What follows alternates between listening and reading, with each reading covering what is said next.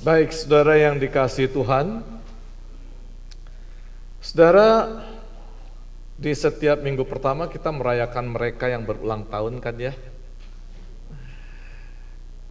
di bulan tersebut, dan tentu hari ini juga nanti perayaan. Saudara, ulang tahun yang dirayakan tentu saja mendatangkan sukacita di satu sisi, tapi di sisi lain kita pun disadarkan bahwa semakin bertambah usia, maka kita pun semakin bertambah tua, dan sisa waktu hidup kita di dunia ini telah berkurang 1 tahun lagi, saudara. Dan waktu tidak terasa begitu cepat berlalu. Saudara, ketika saya membuka galeri di handphone dan membuka foto-foto lama, di sana saudara saya menemukan foto-foto lama anak-anak masih kecil, foto-foto saat Thea dan Axel masih bayi sudah ada dalam bentuk digital. Sekarang mereka semua sudah dewasa dan saya bisa merasakan bagaimana Tuhan menyertai perjalanan hidup mereka masing-masing, segala perjuangan yang dihadapi, dan bagaimana Tuhan sedikit demi sedikit menunjukkan jalan mana yang harus mereka tempuh. Dan saya percaya saudara, apa yang dikatakan Daud di Mazmur 139 ayat 15-16, tulang-tulangku tidak terlindung bagimu ketika aku dijadikan di tempat yang tersembunyi dan aku direkam di bagian-bagian bumi yang paling bawah. Matamu melihat selagi aku bakal anak, dan dalam kitabmu semua tertulis hari-hari yang akan dibentuk sebelum ada satu pun daripadanya. Jadi saudara, Tuhan sudah mengatur perjalanan hidup mereka masing-masing, dan saya sebagai ayahnya berperan sebagai alat di tangan Tuhan untuk mewujudkan kehendak Tuhan, membimbing anak-anak untuk memenuhi panggilan mereka. Nah, saudara yang dikasihi Tuhan, hari ini kita membaca bagaimana malaikat Gabriel yang diutus Bapa Sorgawi untuk menemui seorang perawan yang bernama Maria di kota Nazaret. Ia sudah bertunangan dengan seorang yang bernama Yusuf dari keluarga Daud. Dan kita tahu kisah selanjutnya, bagaimana malaikat Gabriel itu menyapa Maria sebagai seorang perawan yang mendapat kasih Bapa Sorgawi untuk menjadi bagian dari rencana Tuhan dalam menggenapi janji keselamatan yang telah dinyatakannya kepada manusia. Saudara, tentu rencana keselamatan ini telah dinubuatkan ribuan tahun sebelum kehadiran Maria, dan teristimewa peristiwa inkarnasi Sang Firman menjadi manusia yang dilahirkan melalui rahim Maria telah Tuhan tentukan dari semula. Janji keselamatan ini telah dinyatakan kepada Adam dan Hawa setelah mereka jatuh ke dalam dosa. Kejadian 3 ayat 15 dikatakan di sana, saudara, aku mengadakan permusuhan antara engkau dan perempuan ini, antara keturunanmu dan keturunannya akan meremukkan kepalamu dan engkau akan meremukkan tumitnya. Nah, saudara yang dikasihi Tuhan, janji keselamatan ini terus menerus dinyatakan dari zaman ke zaman melalui nubuatan para nabi. Tujuannya adalah untuk mengingatkan bahwa sesungguhnya Tuhan tidak lupa akan janjinya. Dan Tuhan akan menggenapi janjinya sesuai dengan waktu yang telah ditetapkannya. Tuhan tidak mengulur-ngulur waktu.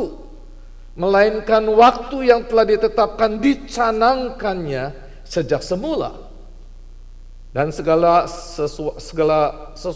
sesuatu sesuai telah diselenggarakan menuju pada penggenapannya.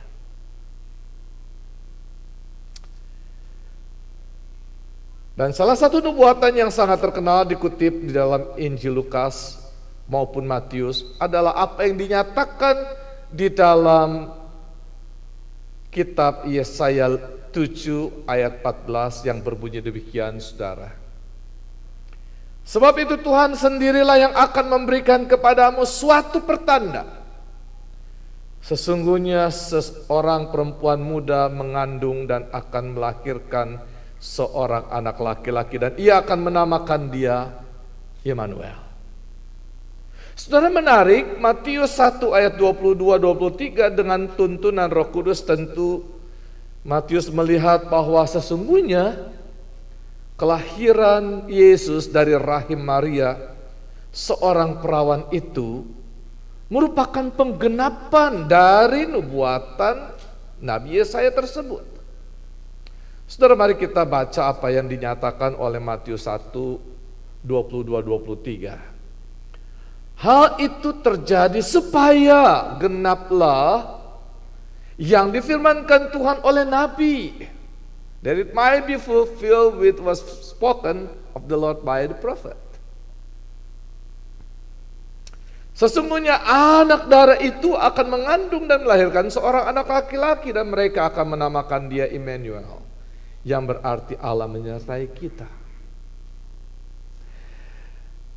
Sekalipun saudara konteksnya, konteks firman yang disampaikan melalui Yesaya berbeda dengan Injil Matius, namun penulis Injil ini dengan pertolongan Roh Kudus melihat bahwa apa yang dinubuatkan Nabi Yesaya itu digenapi saat malaikat Gabriel menyampaikan berita kepada Maria. Hanya di sini saudara terdapat sebutan yang berbeda. Dalam bahasa Ibrani ada 3 kata berkenaan dengan di sana diungkapkan a virgin shall be with child. A virgin ini saudara dalam bahasa Ibrani itu ada 3 jenis. Saya mau sedikit kasih informasi buat saudara. Yang pertama ada alma, artinya perempuan muda. Yang perempuan muda yang sudah cukup umur untuk menikah. Nah, itu seringkali menyiratkan keperawanan karena norma budaya Israel, tetapi tidak secara eksplisit. Jadi dalam kata alma itu tidak secara eksplisit dikatakan virgin, tetapi mengisyaratkan perempuan muda ini yang belum menikah tentu dia virgin. Ini adalah kata Ibrani yang digunakan dalam Yesaya 7 ayat 14. Jadi dalam Yesaya 7 ayat 14 menggunakan kata alma. Tapi ada kata yang lain, saudara, na'ara, dan umumnya didefinisikan sebagai perempuan muda, dan biasanya remaja atau pra-remaja, juga tanpa referensi eksplisit mengenai status seksualnya, tetapi sering dianggap perawan karena usianya. Oke, jadi na'ara itu demikian, dan maknanya adalah seperti itu. Dan yang ketiga, saudara, adalah betulah. Biasanya dipahami sebagai perempuan muda yang dianggap perawan, tetapi biasanya memerlukan kualifikasi. Ia adalah seorang perawan yang belum mengenal laki-laki. Nah, misalkan di Ulangan 22 ayat 13 sampai 21 menyebut itu cerita tentang Ribka dan Ribka ya. Menyebut tentang betulib. Jadi sebagai tanda keperawanan. Nah, saudara yang dikasihi Tuhan, dari keempat Injil, maka Injil Lukas dan Matius memberikan kesaksian kuat tentang kelahiran dari seorang perawan, Lukas 1 ayat 26-38, Matius 1 ayat 18-25, dan penjelasan paling logis adalah bahwa penulis Lukas itu melalui penelitian yang cermat terhadap peristiwa-peristiwa dalam kehidupan Yesus, Lukas 1 sampai ayat 1 sampai 4, dikatakan di sana Lukas dengan cermat meneliti, dan saudara, kemungkinan besar Lukas itu mewawancarai atau mengambil sumber-sumber yang dekat dengan ibu Yesus, Maria, atau malahan dia berbicara dengan Maria itu sendiri pada usia yang sudah cukup tua. Kalau saudara-saudara sempat beberapa tahun lalu, saudara ada ditayangkan di AMC Theater, edisi Natal, edisi Christmas, dibuat oleh The Chosen, edisi Christmas, ya. Nah di situ ada dialog antara Lukas dengan Maria, ya, Maria. Jadi Maria menjadi sumbernya. Itu menurut penelitian dari movie The Chosen edisi Christmas. Nah, saudara, rekonstruksi ini menjelaskan mengapa Injil Lukas memuat materi terlengkap yang berkaitan dengan Maria, termasuk kabar sukacita yang kita baca hari ini. Kunjungan Maria kepada Elizabeth, Lukas 1 ayat 39 sampai 56, dan nyanyian Maria Magnificat, yes, Lukas 1 ayat 46, 55, yang tidak terdapat dalam Injil-Injil lain. Dan kalau kita bandingkan, saudara, maka sebenarnya konsep yang dinyatakan oleh Yesaya adalah Alma, yaitu seorang perempuan muda yang belum menikah, dan tentu menyeratkan kalau ia seorang perawan. Tetapi Lukas mencatat dari kesaksian Maria ibu Yesus sendiri di ayat 34, kata Maria kepada malaikat itu, bagaimana hal itu mungkin terjadi karena aku belum bersuami. Jadi ini menyiratkan, saudara, konsep betulah dalam makna bahasa Ibrani yang menegaskan bahwa Maria pada saat itu adalah seorang perempuan yang masih perawan karena belum bersuami. Nah, saudara yang dikasihi Tuhan, mengapa pembahasan tiga istilah ini dalam bahasa Ibrani penting? Karena menyangkut resiko yang seharusnya sudah disadari oleh Maria di kala itu. Kalau ternyata ia seorang muda yang nyata-nyata betulah, artinya masih perawan, tapi ternyata mengandung. Bagi masyarakat Yahudi, ia akan menghadapi resiko yang sangat fatal, yaitu hukuman mati dengan rajam batu. Nah, saudara yang dikasihi Tuhan, Maria yang dikala itu masih sangat muda mendapatkan kunjungan dari seorang malaikat yang menyapa, salam hai engkau yang dikaruniai Tuhan menyertai engkau. Tentu peristiwa ini sontak mengejutkan dan membuatnya sangat bingung. Ia seorang perempuan yang masih sangat muda dan lugu, tentu tidak mengerti makna salam ini. Saudara tahu, menurut tradisi diperkirakan Maria baru berusia antara 12 sampai 14 tahun. Pada saat itu, saudara. Antara 12-14 tahun, mungkin 13 tahun.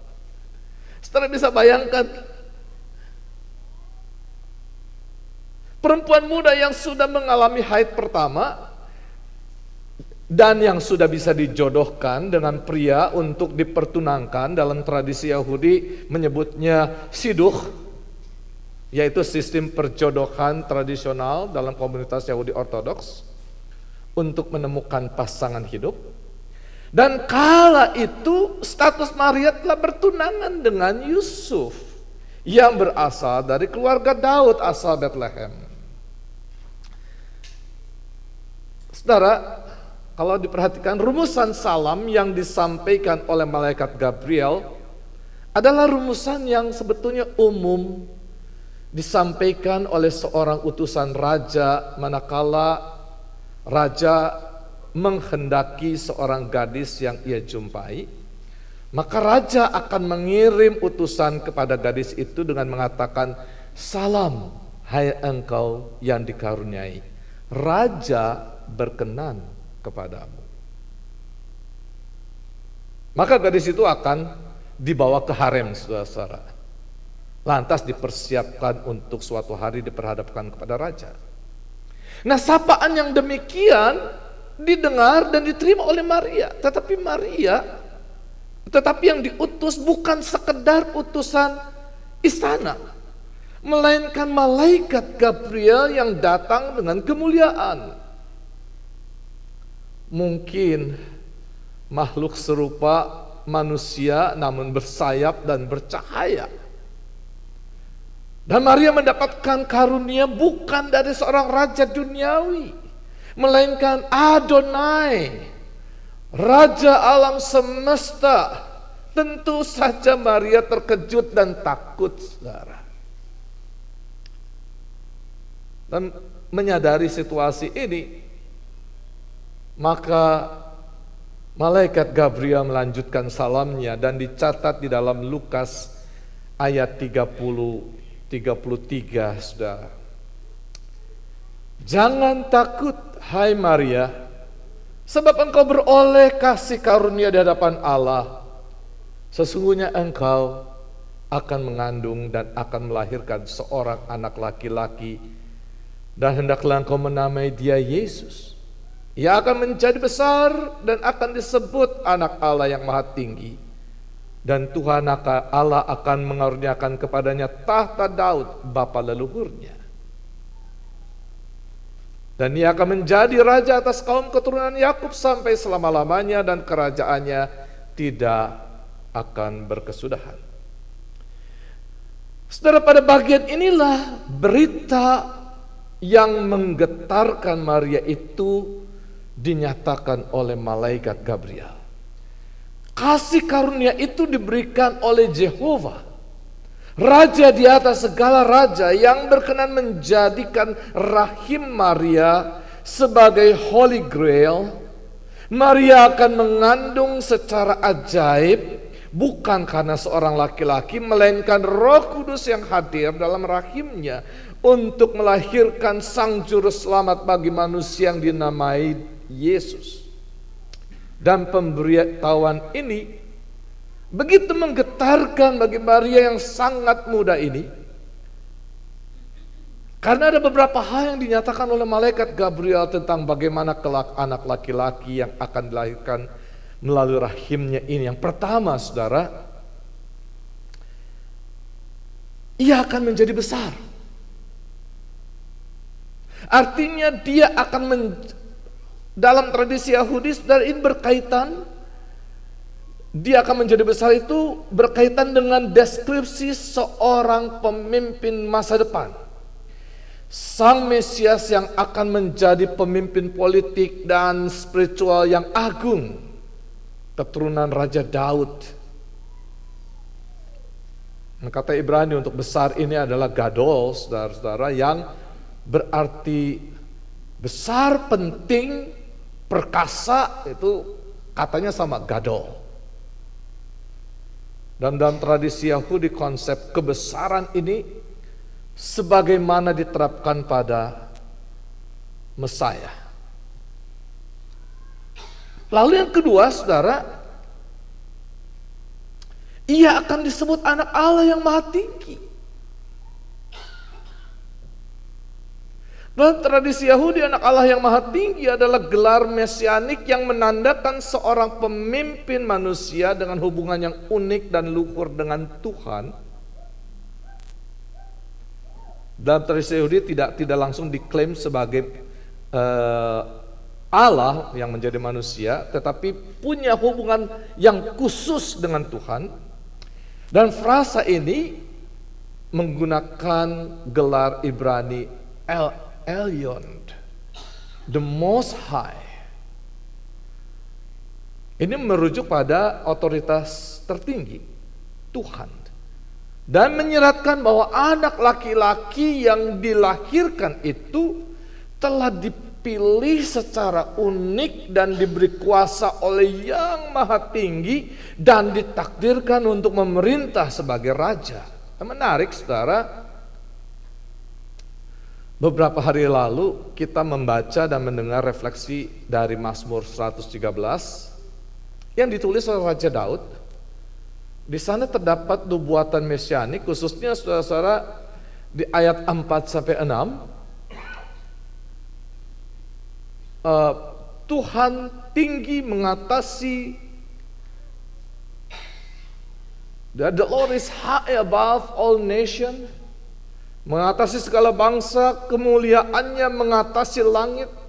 Ini adalah parafras dari karakteristik dari Elyon. Dan kemudian di ayat 5 dinyatakan, siapa seperti Tuhan Allah kita yang diam di tempat yang tinggi, yang merendahkan diri untuk melihat ke langit dan ke bumi. Jelas ayat ini sesungguhnya merujuk pada diri Yesus Kristus, anak Allah yang maha tinggi, namun yang telah merendahkan diri ke bumi, dilahirkan menjadi manusia melalui rahim Maria. Yang ketiga, saudara, ia akan dikaruniai dengan tahta Daud, bapa leluhurnya. Dalam tradisi Yahudi, saudara, frasa Allah akan memberikan kepadanya tahta Daud, bapa leluhurnya, itu berujuk pada nubuatan mesianik bahwa Mesias akan berasal dari keturunan Raja Daud dan akan memerintah kerajaan yang kekal dan adil. Dan silsilah ini penting, saudara, karena Allah menjanjikan kepada Daud sebuah dinasti yang kekal, yang berarti seorang raja abadi dari garis keturunannya akan memerintah.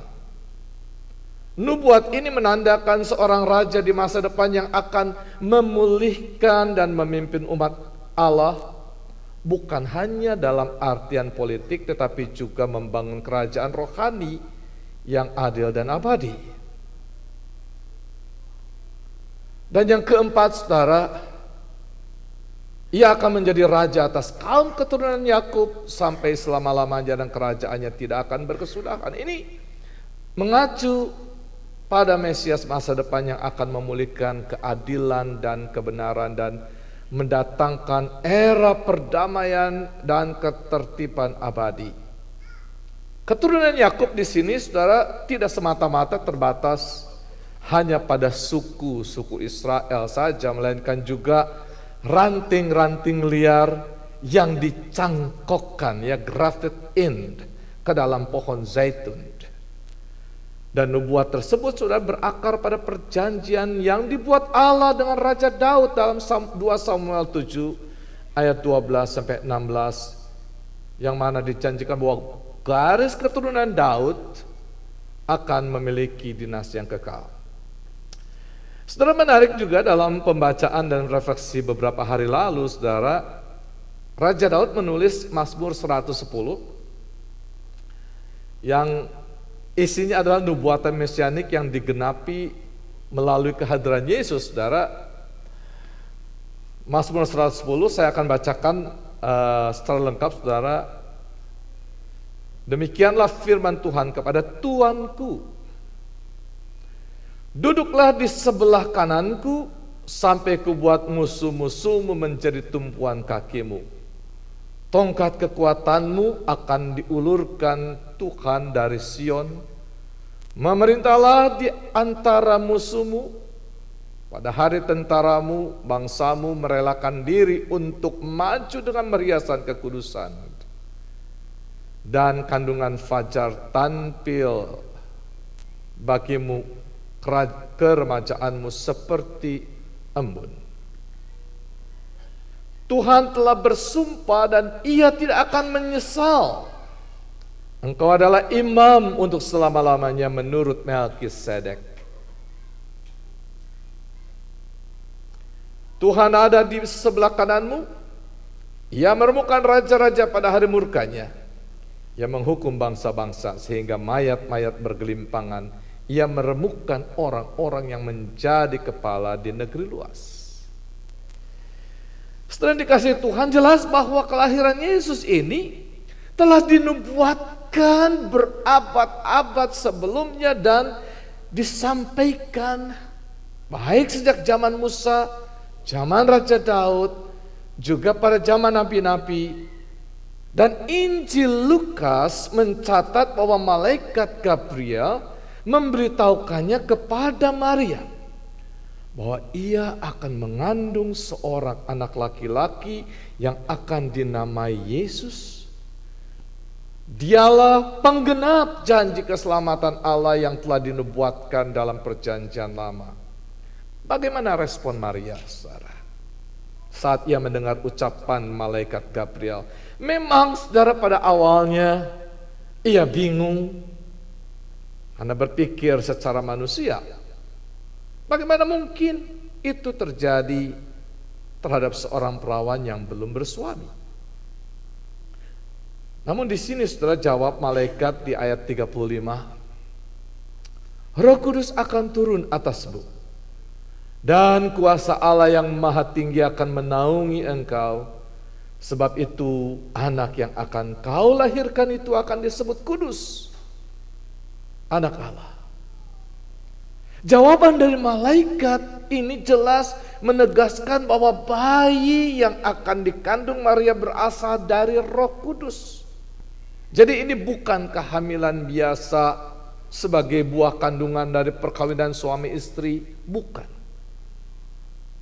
Caranya bagaimana? Kembali dijelaskan bahwa Roh Kudus akan turun atas Maria dan kuasa Allah yang maha tinggi akan menaungi Maria.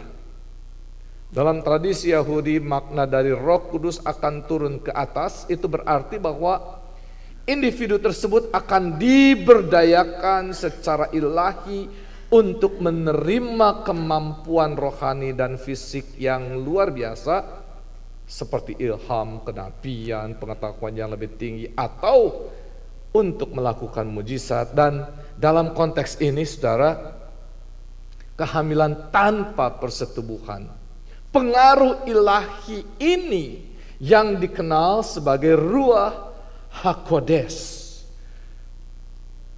Roh Allah yang dapat bermanifestasi dalam berbagai cara, termasuk memanifestasikan dirinya menjadi manusia.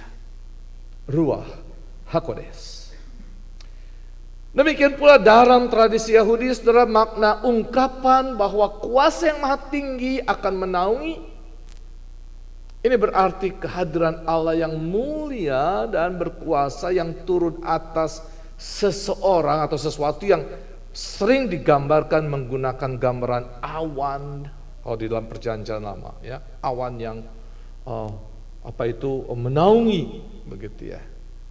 Namun dalam kaitan ini, saudara, berita sukacita yang disampaikan kepada Maria ini menandakan campur tangan Allah yang unik dan langsung terkait dalam proses kehamilannya secara ajaib.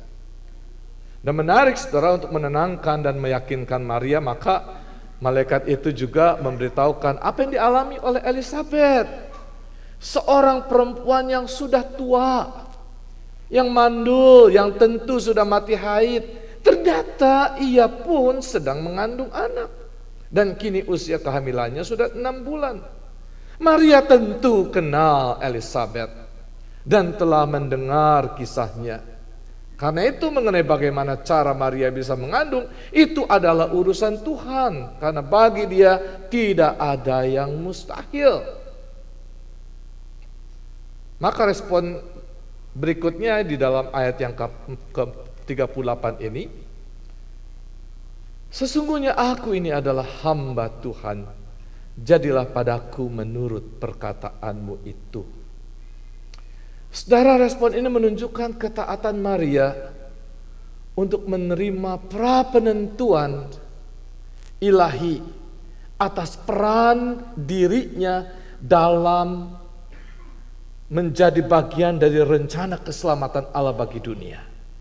Ia merendahkan dirinya seraya menyebut diri sebagai hamba, serta menerima apa yang telah diberitahukan oleh malaikat Gabriel itu sebagai sabda ilahi yang harus berlaku. Dan dengan tulus ia berkata, jadilah padaku menurut perkataanmu itu. Respon Maria merupakan cerminan dari iman dan penyerahan diri kepada Tuhan dengan segala resiko yang akan dihadapinya di depan.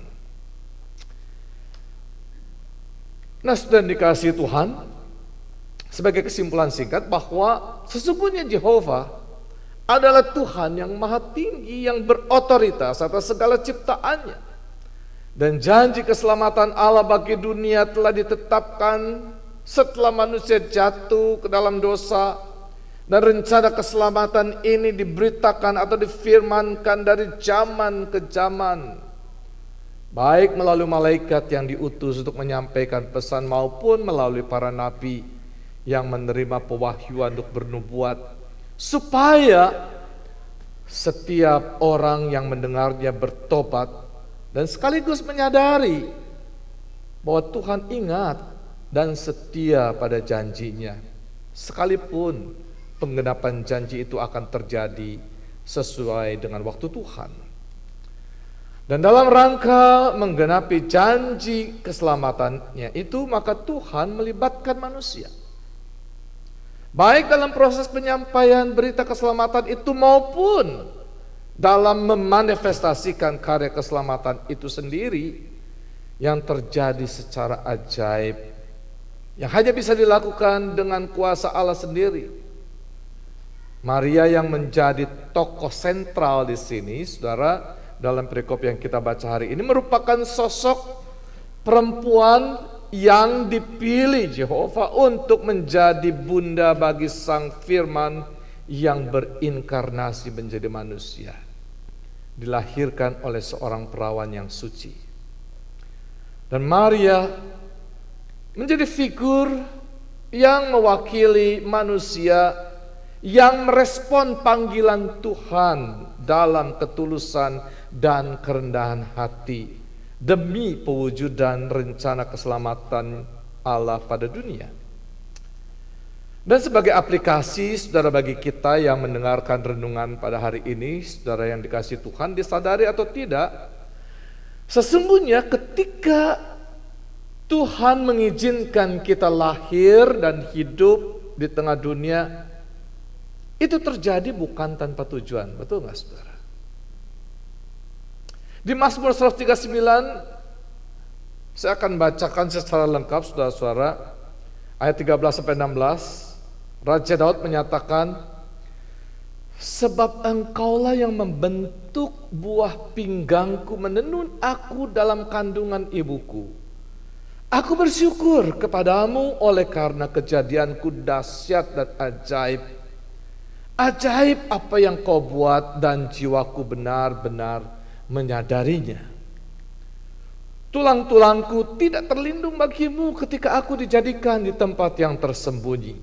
Dan aku direkam di bagian-bagian bumi yang paling bawah. Dan matamu melihat selagi aku bakal anak. Dan dalam kitabmu semuanya tertulis hari-hari yang akan dibentuk sebelum ada satu pun daripadanya. Nah, saudara dikasihi Tuhan, percayakah saudara bahwa sesungguhnya Tuhan telah menentukan hari-hari yang akan saudara lalui. Tapi tahukah saudara apa sesungguhnya peran yang sudah Tuhan percayakan untuk kita lakukan? Kalau saat ini saudara ada di tempat ini dan menjadi bagian dari persekutuan orang-orang percaya, ini bukan suatu kebetulan, juga bukan sekedar suatu keberuntungan yang ditentukan di meja rolet atau batu dadu, saudara-saudara, tidak. Tetapi memang sejak semula Tuhan sudah memilih saudara untuk menjadi serupa dengan anaknya, sehingga melalui dia kita menerima keselamatan Dan kita bisa memanggil Jehovah itu sebagai ya Aba, ya Bapa. Di dalam Yesus kita dipanggil untuk menerima proses pengudusan dan pemuliaan, saudara. Namun tidak berhenti sampai di situ, karena tiap orang yang dipanggilnya juga menerima tugas dan peran tertentu dalam pengejawantahan rencana keselamatan Tuhan bagi dunia. Nah, saudara, sudahkah saudara menyadarinya dan mengetahui secara persis apa sesungguhnya tugas saudara selagi Tuhan masih beri saudara kesempatan untuk hidup di dunia ini? Apa tugas saudara? Peran saudara apa? Sudahkah saudara menerimanya dengan ketulusan dan kerendahan hati seperti Maria? Saudara, saya ingin menutup khotbah ini dengan mengutip pesan Paulus kepada jemaat Filipi pasal 2 ayat 12-15, saudara. Hai saudara-saudaraku yang kekasih, kamu senantiasa taat. Karena itu tetaplah kerjakan keselamatanmu dengan takut dan gentar. Bukan saja seperti waktu aku masih hadir, tetapi terlebih pula sekarang waktu aku tidak hadir. Karena Allah lah yang mengerjakan di dalam kamu baik kemauan maupun pekerjaan menurut kerelaannya. Lakukanlah segala sesuatu dengan tidak bersungut-sungut dan berbantah-bantahan, supaya kamu tiada beraib dan tiada bernoda sebagai anak-anak Allah yang tidak bercela di tengah-tengah angkatan yang bengkok hatinya dan yang sesat ini, sehingga kamu bercahaya di antara mereka seperti bintang-bintang di dunia. Kiranya Tuhan memberkati saudara-saudara sekalian. Mari saudara kita berdoa.